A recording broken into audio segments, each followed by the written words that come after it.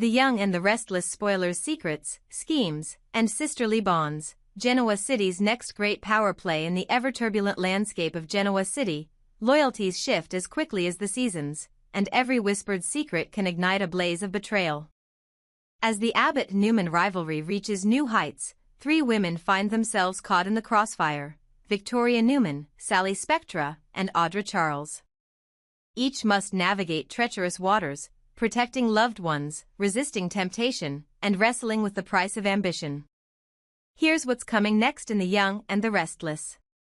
Victoria Newman's maternal crusade. Victoria Newman has long balanced on the knife's edge between business ruthlessness and family devotion. But when it comes to her daughter, whom she adores beyond measure, Victoria will stop at nothing to shield her from Victor's latest power plays. Defending the next generation with Victor Newman's uncharacteristic transparency in recent months.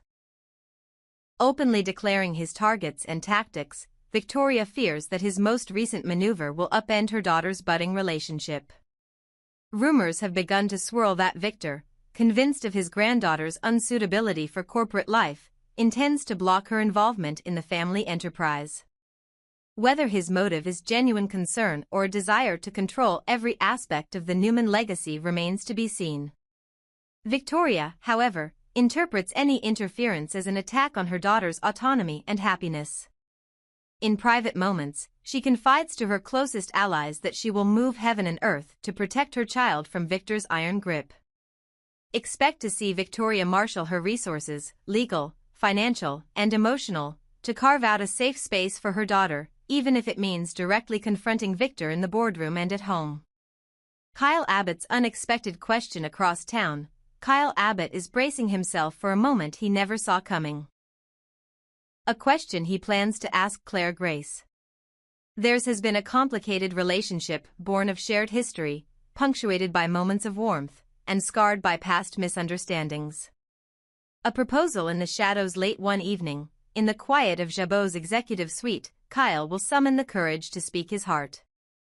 He's watched Claire navigate the labyrinth of her grandfather's legacy, seen her dig into the family's secrets with both tenacity and compassion.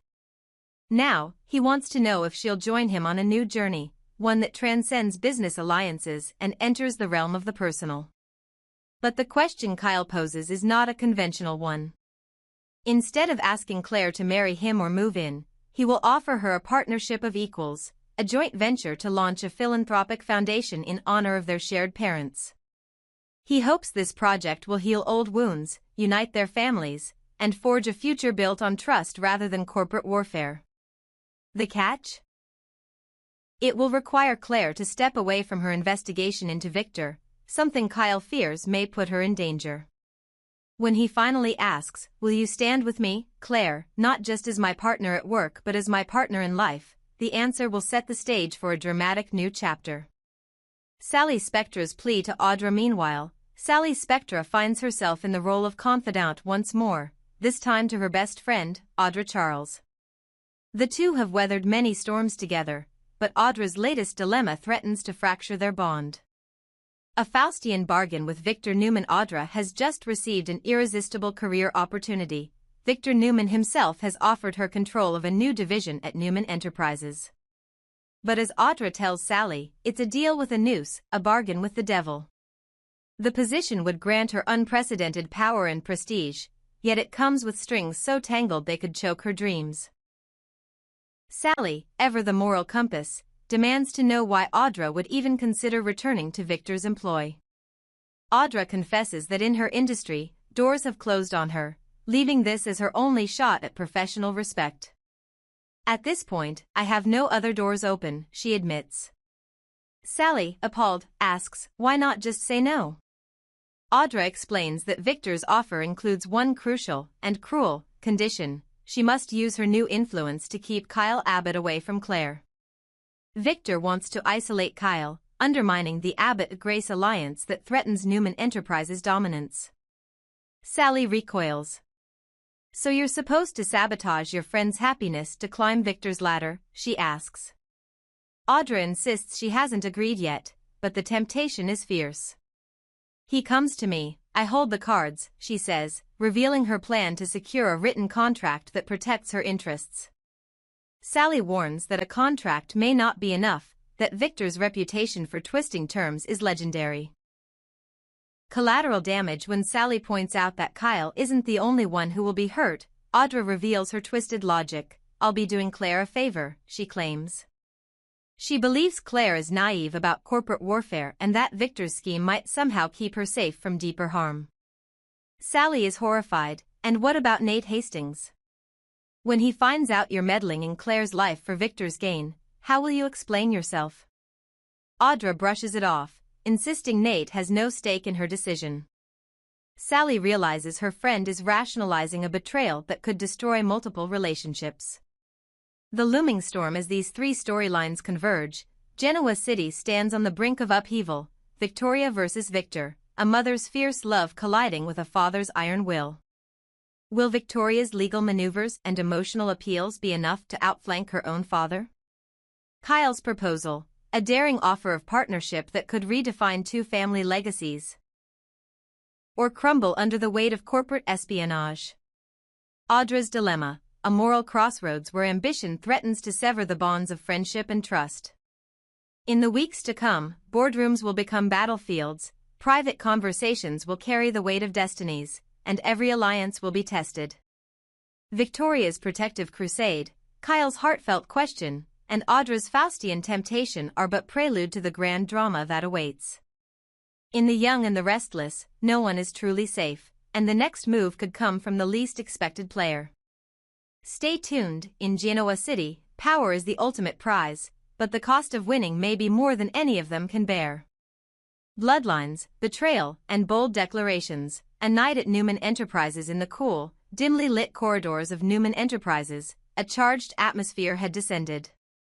The meeting room, a sleek space adorned with polished marble and subtle, modern artwork, was set for an unusual convergence of family, ambition, and cautionary advice. Victor Newman, the man who had built an empire on secrets and ruthless decisiveness, had gathered Victoria Newman for a private conversation that was destined to reshape relationships and redirect loyalties. Victor's tone was as steely as ever as he began, "We are Newmans, Victoria. We have survived every storm, every betrayal, and every setback thrown our way. Bring it here, bring everything into the light." His words echoed with the unyielding confidence that had become synonymous with his name, yet behind them lay an undercurrent of tension. This was no ordinary meeting. It was a strategic declaration intended to fortify the Newman legacy while casting a wary eye on those outside their fold.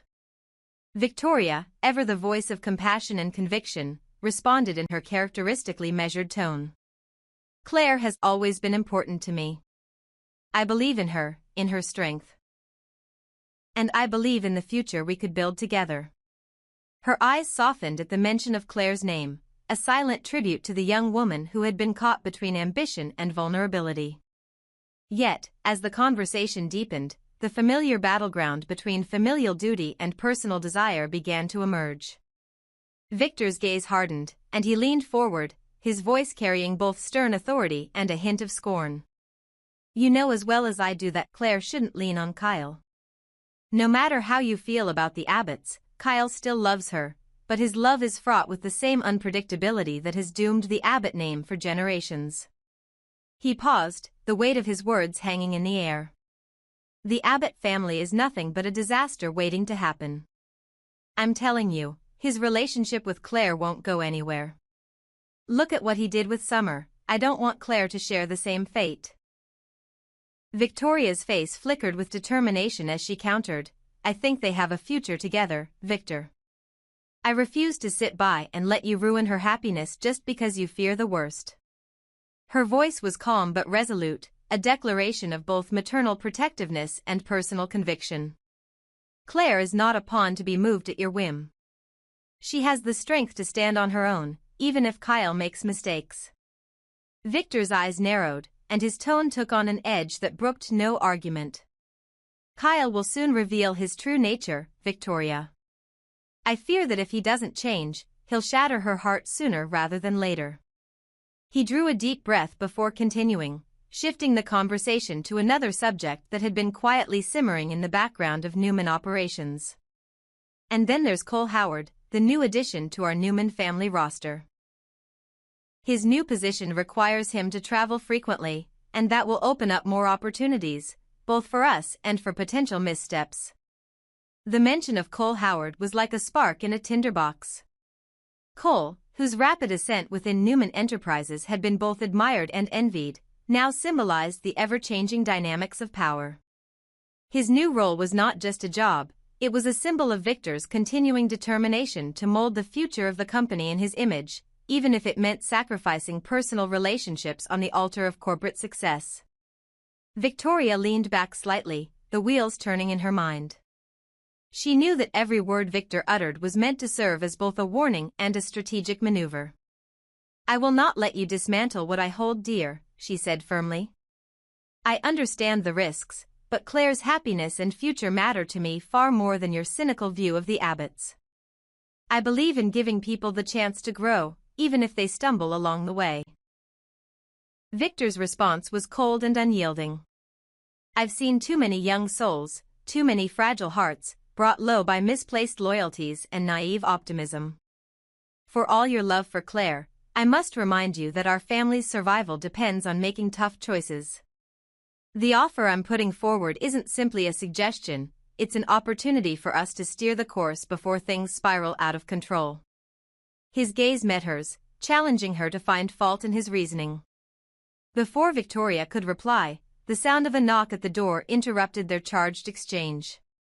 Both turned in unison as Victoria excused herself with the remark, "I have a meeting to attend, please excuse me for a moment." She rose and walked toward the door, her mind racing with the implications of Victor's words, when she suddenly stopped short in surprise. Standing in the threshold was Audra, a figure whose presence had always signaled change, often not for the better.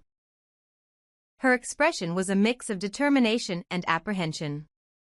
Audra's arrival was as unexpected as it was timely, and the tension in the room soared to a new level.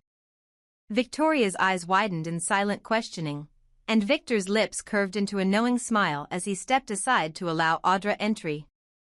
"Audra," Victor said, his voice smooth yet carrying an unmistakable edge of authority, "I have offered you a position at Newman." His words were brisk, yet they carried the weight of a decision that had far-reaching implications. "This isn't just any role, it's a chance to be part of our future, to control a division that is critical to our operations." Audra paused at the doorway, her gaze flickering between Victoria and Victor. The opportunity was tempting, yet it came with a cost that was all too clear. She knew the legacy of the Newmans and the price often demanded from those who dared to be part of it. "A position at Newman," she repeated softly, as if testing the words. "And what exactly does that entail?" Victor's smile broadened, his eyes alight with the thrill of a well-laid plan. "You will have significant oversight, a chance to influence our next phase of growth. But, as you know, every opportunity here comes with responsibilities and sacrifices. We're counting on you not only for your skill but for your loyalty." Victoria interjected with quiet insistence, "I want you to understand, Audra, that this decision isn't one I make lightly. There are risks, especially with Kyle's influence over Claire. I have concerns, and you should too." Her voice, while composed, betrayed the underlying worry of a woman who had fought too hard to preserve her family's future. "We must consider the implications on every front." Audra's eyes narrowed as she processed the conversation. "I'm aware of what's at stake," she said, her tone measured but resolute. "I've been offered this role because there are no other doors open to me right now. It's a Faustian bargain, no doubt, a deal with a man who holds all the cards." She paused, then added, "I've been told that part of my responsibility will be to ensure that Kyle doesn't lead Claire astray. I don't love the idea of it, but sometimes, we have no choice." Victor's gaze was intense as he addressed Audra directly. "You must be willing to play your part, to safeguard our interests. I won't sugarcoat it, if Kyle's true colors emerge as I fear, his actions will come at a high price, not just for him, but for everyone involved." His words were a mixture of warning and promise, a glimpse into a future where every move would be critical. Sally Spectra, whose voice often had been the conscience and voice of reason in these intricate affairs, had long advised caution. Though she wasn't physically present at that moment, the lessons from her previous warnings reverberated in every word spoken. Victor's calculated remarks about the Abbotts, and especially Kyle's impending betrayal, echoed the very fears that Sally had voiced time and again. Victoria, still caught between her love for Claire and her duty to protect her family's legacy, finally broke the silence. I cannot, will not, allow anyone, no matter how persuasive or powerful, to dictate Claire's fate. Our family has always survived by making our own choices, and I intend to see that she makes hers. Her tone was both defiant and protective, encapsulating the fierce maternal instinct that had defined her entire life. Audra, standing in the doorway with a mix of uncertainty and resolve, finally spoke. I need something in writing, a guarantee, even if it's just a preliminary contract. I'm not going to sign on to something that could backfire on me if things go wrong. Her eyes met Victor's steadily, challenging him to offer assurances that would secure her future.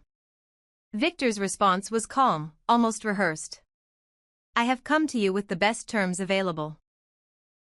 You have an opportunity to work alongside the very best in the business, to shape the future of Newman Enterprises. And if you honor our agreement, you will not only secure your position but also help steer clear the pitfalls that have ensnared others.